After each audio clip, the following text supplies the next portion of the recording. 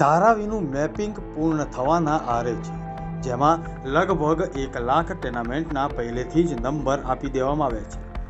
આ ધારાવી કરોની જબરજસ્ત ભાગીદારી, સહભાગિતા અને અપેક્ષાઓની ભાવના દર્શાવે છે, જેઓ લાંબા સમયથી આ વિસ્તારના વિકાસની રાહ જોઈ રહ્યા છે.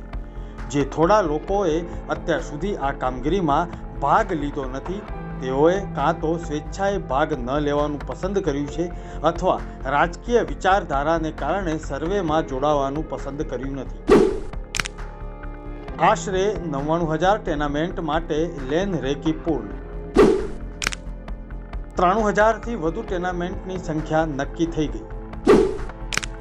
67,847થી વધુ ટેનામેન્ટ માટે ઘરગથ્થુ સર્વે પૂર્ણ. ધારાવી સર્વે 4 તબક્કામાં હાથ ધરવામાં આવ્યો. દરેક સ્ટ્રક્ચરનું ડિજિટલ મેપિંગ કરવામાં આવ્યું. કોઈ પણ રહી ન જાય તેની ખાતરી કરવા માટે મહારાષ્ટ્ર સરકારના ધારાવી રીડેવલપમેન્ટ પ્રોજેક્ટે તાજેતરમાં દસ્તાવેજો સબમિટ કરવાની અંતિમ તારીખ 31 માર્ચ 2025થી વધારીને 15 એપ્રિલ 2025 કરી છે. અખબારમાં જાહેરાત આપીને તેનો વ્યાપકપણે પ્રચાર કરવામાં આવ્યો હતો. મુખ્યમંત્રી દેવેન્દ્ર ફડણવીસ અને ડીઆરપીના સીઈઓ એસવીઆર શ્રીનિવાસ સ્પષ્ટપણે ઉલ્લેખ કરી રહ્યા છે કે ધારાવી પ્રોજેક્ટ તમામ માટે ઘર બનાવવાનો છે, પરંતુ સરકારની યોજનાઓ પર વિપક્ષ દ્વારા અડચણો પેદા કરવામાં આવી રહ્યા છે, જેનાથી ધારાવી કરોના એક વર્ગ અને તેમના અનુયાયીઓમાં મૂંઝવણ ઊભી થઈ રહી છે.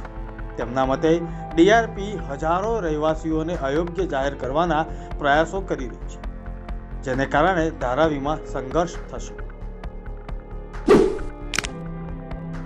ઝુંપડપટ્ટી મુક્ત મુંબઈ માટે મહારાષ્ટ્ર સરકારનો સંકલ્પ. કુંભારવાડા અને 13મા કમ્પાઉન્ડમાં કેટલાક ટેનામેન્ટ્સનો સર્વે બાકી. આશરે 15,150 ટેનામેન્ટ સિવાય સર્વેનું કામ પૂર્ણ. બધા ધારાવી કરોને સંપૂર્ણ રીતે આવરી લેવામાં આવે. લગભગ 15,150 ટેનામેન્ટ્સને 15 એપ્રિલ 2025 સુધીમાં આગળ આવવા માટે જાણ કરવામાં આવી છે, જે પછી તેઓ રહી જશે અને તેઓ પુનઃવિકાસ પ્રોજેક્ટ હેઠળ લાભ માટે લાયક રહેશે નહીં. નિયમો મુજબ સમય જતાં તમામ ગેરકાયદેસર વસાહતો દૂર કરવામાં આવશે. બ્યુરો રિપોર્ટ, મુંબઈ સમાચાર.